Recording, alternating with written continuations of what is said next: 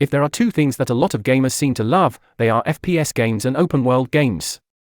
First-person shooters like Call of Duty top bestseller lists every year, and some of the biggest franchises in gaming are open-world ones. So, it's no surprise, then, that mixing the two genres together is often a recipe for success. Some of the best open-world games of all time are FPS games, after all. In fact, there are so many awesome open-world FPS games that it can be hard to choose one, especially since they can take so long to complete. The following are both first-person shooters, meaning I've ignored first-person games that don't have at least some emphasis on gunplay, and open-world, I've avoided games like Borderlands, which are made up of areas divided by loading screens. They are ranked by Metascore, but it'll also be pointed out if that Metascore is somewhat controversial. Number 10. Rage 2. Metacritic score, 73. There was a lot of hype surrounding Rage 2 before its 2019 release. The original Rage had become somewhat of a cult classic, loved for its impressive world-building and tight gunplay. Fans went crazy for the idea of a bigger, better, open-world version. Unfortunately, Rage 2 was a bit of a disappointment. It was by no means a bad game, it just lacked the depth and longevity fans had come to expect. Beware of the hype train. However, in hindsight, Rage 2 is a pretty slick open-world FPS. While lots of open-world games take themselves a bit too seriously these days, Rage 2 is an excellent switch-your-brain-off FPS with exhilarating FPS gunplay and very pretty graphics. Its 73 on Metacritic feels both a little mean and, conversely, completely fair. Number 9. Dying Light. Metacritic score, 74. Looking back, it's kind of amazing Dying Light's Metacritic score is only a modest 74.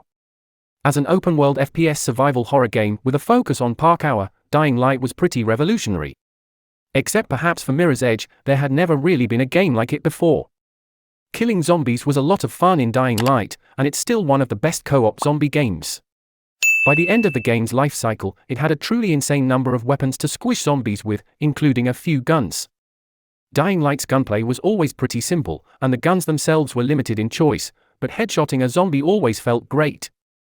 Gamers looking for a pure FPS experience might want to look elsewhere, but for everyone else, Dying Light is an awesome choice. Number 8. Stalker, Shadow of Chernobyl. Metacritic score, 82. The older Stalker, Shadow of Chernobyl becomes, the more impressive it gets. One of the best alternative history FPS games, the game is set in the Chernobyl exclusion zone, except in Stalker's version, which has mutated monstrosities. The game blends survival horror with open-world FPS gameplay and features a world designed to feel dynamically alive. In Stalker, resources are scarce, and the player must plan for every eventuality. The story is non-linear and rewards players who explore and dare to make tough decisions. While the actual FPS shooting feels simplistic by today's standards, everything else about the game remains incredibly impressive, except perhaps its graphics. The only real downside to the game is that trying to get it to run on modern hardware is no easy task. Number 7. Metro Exodus. Metacritic score, 82. Technically, Metro Exodus is made up of several different large hubs, but since each area is massive and takes many hours to complete, it doesn't feel like cheating to call it an open-world game. Like Stalker, Metro Exodus is another open-world FPS survival horror game, just with all the bells and whistles one expects from a more modern game. Metro Exodus has a great story filled with tough decisions that have real consequences for both the game's world and the player's character, Artyom. Its open-world settings are beautiful in an apocalyptic kind of way and full of hours of extra and hidden content. The moment-to-moment gameplay isn't exactly Call of Duty, but it is still a lot of fun, and the fights against monsters can get pretty tense, especially when ammo gets low. The only thing really letting it down is an annoyingly tight difficulty curve and some bugs that pull the player out of the experience. Still, for anyone looking for a horror-themed open-world game in the vein of Stalker, you can't go wrong with Metro Exodus. Number 6. No Man's Sky Beyond. Metacritic score, 83. Next to Cyberpunk 2077, No Man's Sky is probably the biggest redemption story in the history of gaming. Hyped to ridiculous levels before its 2016 release, its developers overpromised a procedurally generated, dynamic universe that players could explore and interact with at will. Instead, what they got was more like a walking simulator crossed with a knockoff of Minecraft. While the original release was more than a little disappointing, years of updates have turned No Man's Sky into something exceedingly special. The game has so many systems at this point it's hard to keep track of, but FPS gunplay is certainly one of them. FPS combat has never been a focus for the game, but it is there, and the originally basic gunplay has been expanded. Players can build their own weapons, hunt, and kill an endless variety of enemies. They can even hop into a mech loaded with firearms. That being said, No Man's Sky's focus is definitely on the exploration and open-world side of things. Make sure if you're enjoying our list to hit that like button and of course subscribe for future content. Number 5. Cyberpunk 2077. Metacritic score, 86. Cyberpunk 2077 was released in a shockingly broken state, especially on consoles, and it's only after years of updates that its immense potential has finally been realized. Today, it is one of the best-looking open-world games ever made and arguably one of the most fun. That 2.0 update did a lot of heavy lifting. Not just pretty to look at, Cyberpunk 2077 has a brilliant, choice-laden story that offers a fair bit of replayability. Its open world is fairly massive and packed to the gills with hidden content, side quests, and activities for the player to hunt down and complete. While many games of a similar size eventually outstay their welcome, Cyberpunk remains fun in its entirety. That's largely down to the epic moment-to-moment gameplay. Cyberpunk offers a ton of different ways to play, but whatever the player chooses, guns are likely to still play a role. Cyberpunk's FPS gunplay is gory, over the top, and lots of fun. Number 4. Fallout 4. Metacritic score, 87. Some Fallout fans may be upset to see Fallout 4 here instead of either Fallout 3 or New Vegas. After all, there's a strong argument to be made that either option is both a better open world and a better Fallout game. However, there's one area in which Fallout 4 is undeniably better than its siblings, the FPS gameplay. Fallout 4's RPG elements might have been watered down to make it more accessible, and its story might be a little dull, but it has the best combat of any Fallout game.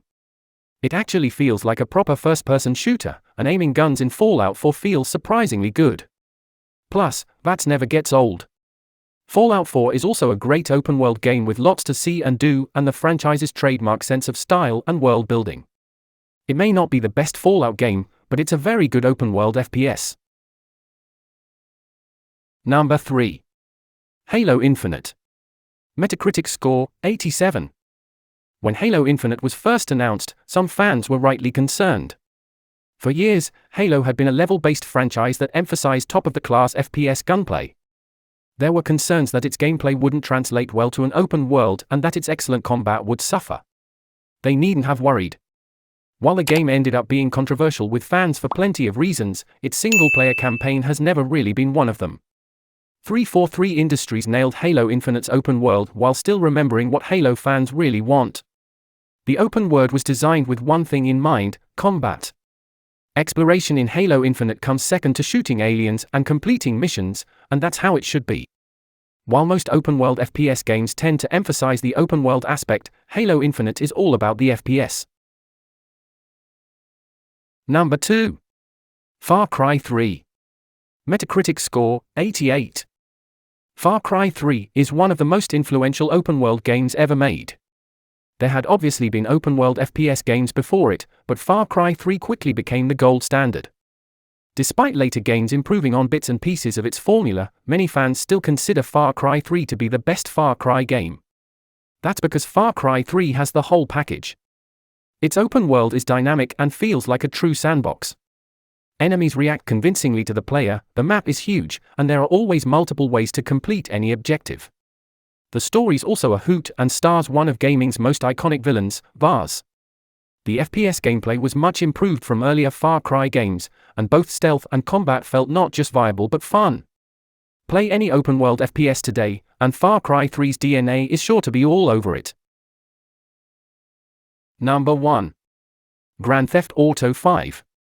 Metacritic score, 97. While the original PS3 and Xbox 360 releases of Grand Theft Auto 5 were in third person only, subsequent releases have given the player the option of playing completely in first person. Doing so shines a whole new light on this aging masterpiece and really highlights just how detailed its world is. Is first person the best way to play the entirety of Grand Theft Auto 5? Probably not. However, it does make the game's combat feel much more immersive and adds a nice level of realism to the driving. Grand Theft Auto 5 has the best combat in the series, and it translates well to the FPS viewpoint. The game's world is still fun to explore or just drive around in, and its story holds up as well. GTA 5 remains one of the best open-world games ever made. Okay, so that's it for today. So if you enjoyed it, punch the like button, comment down below, of course, subscribe to the news channel for my Twitter and Instagram links down below. As always, of course, I'll put my TubeBuddy first in the description for YouTube needs, tag titles, thumbnails, all that good stuff. So if you need help with, especially like I did, first in the description, download it today. Trust me, you'll wonder how you ever got on without it. And of course, for our partner channels, and hit down below, hit that join button to put myself and the channel, and of course, get a huge range of benefits. Be greatly appreciated, but of course, you never have to. But if you don't, you have to subscribe and watch the next video, or something might follow you home. You never know, stuff happens. Okay, thank you very much. I'll see you all again very soon.